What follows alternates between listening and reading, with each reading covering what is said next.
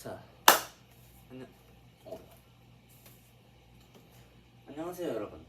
컴퓨터 공학에서 살아남기에 대해 발표할 2046 민경목입니다. 여러분들은 컴공하면 흔히 어떤 이미지를 생각하시나요?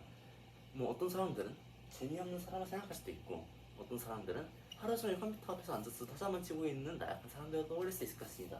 실제로 컴퓨터 공학 한다면 보통 앱이나 코딩 언어를 생각하지, 물리를 생각하는 사람은 적지 않을까요? 오늘 우리 물리 발표인데 왜 물리랑 관련이 멀어 보이는 컴퓨터 공학이 나온 걸까요? 그런데 말입니다. 물리가 접할 수 있습니다. 적어도 저의 진로, 제가 꿈꾸는 데서 말이지요. 게임. 그건 바로 게임에서입니다. 여러분, 게임에서 우리는 이동을 하고, 그리고 검 같은 걸 들어서 FPS 같은 경우에 상대를 죽이고 몬스터를 죽입니다. 이런 일을 할 때 현실에서도 마찬가지랑 게임에서도 최대한 비슷하게 구사해요. 현실에서도 우리가 움직일 때면 점점 힘이 빠집니다. 왜냐? 약화적 에너지가 열 에너지를 통해서 감소하고 있거든요. 우리가 뭘 하나를 할 때도 이런 원리 때문에 점점 힘이 빠지지요. 중력 가속도 에너지, 중력 때문이나 혹은 뭐 다른 이유가 있겠지요. 여기서 지금 일일이 설명하기는 제 메인 목적이 아니기 때문에 빠르게 넘기겠습니다. 그럼 어떤 기술력을 사용할 것이냐? 그건 바로 트래킹 기술인데요. 여러분, 트래킹 기술이 혹시 뭔지 아시나요? 아마 모르실 겁니다. 왜냐? 없는 거거든요. 죄송해요. 사실 있긴 있습니다. VR챗이란 게임 아시나요?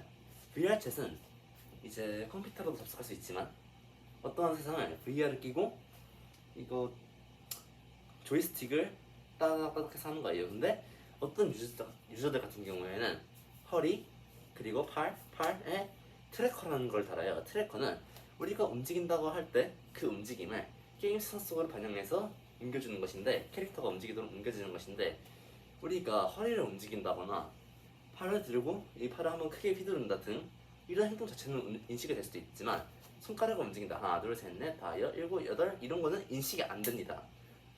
미리 회사에서 지정한 V나 따봉 이런 것들만 인식이 되곤 하지요. 이제 아무튼 이런 현실에서의 움직임을 게임 속으로, 이거를 저는 트래킹 기술이라 부르기로 했습니다. 그럼 트래킹 기술은 어떻게 쓸까요? 당연히 현실의 움직임을 게임으로 옮기는 데 쓰겠죠. 우리가 뇌파가 되었든 혹은 트래커처럼 움직임을 읽는 것이든 현실의 움직임을 게임으로 옮긴다. 이것들은, 이 기술력은 굉장히 잘 써야 되는 민감한 기술력입니다. 왜냐? 게임은 퀄리티가 너무 높아도 사람들이 별로 안 좋아하고, 퀄리티가 너무 낮아도 사람들이 안 좋아합니다. 예를 들어서 우리가 한 번 움직이는데 그냥 게임 내에서도 한 번 움직인다고 치면은 그 게임은 별로 인기가 없어요. 왜냐?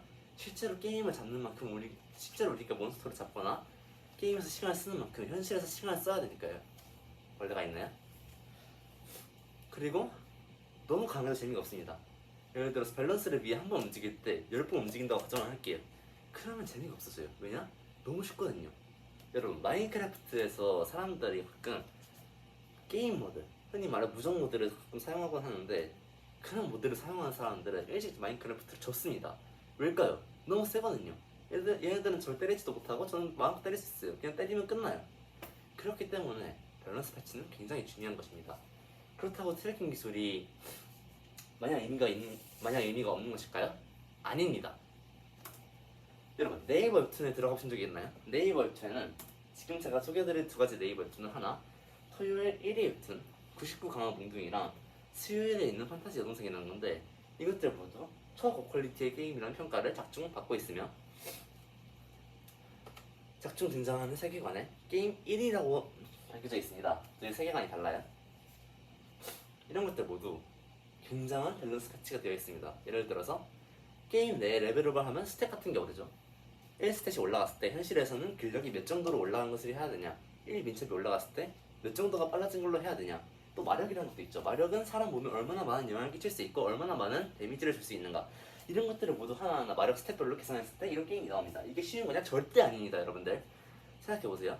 레벨은 끊임없이 올라야 돼요. 끊임없이 올라야 되는데 그걸 또 끊임없이 오르는 레벨에 따라서 조정을 또 해야 됩니다. 너무 쓰면 안 되니까요. 보스도 마찬가지고.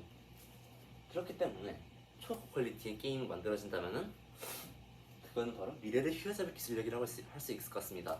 끝나기 전에 저의 이런 견해를 뒷받쳐줄 진짜로 믿음직한 이야기를 하나 말씀드릴 건데요.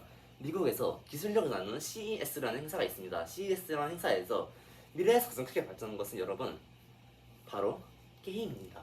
라고 한번 밝힌 적이 있습니다. 그리고 그런 발전은 바로 이런 기술력들이 발전했을 때 만들어질 것이라고 생각합니다. 저는 앞으로 이런 기술력들을 친구들과 혹은 다른 사람들과 전문적으로 만들어보고 싶습니다. 지금까지 저의 발표를 들어주셔서 감사합니다.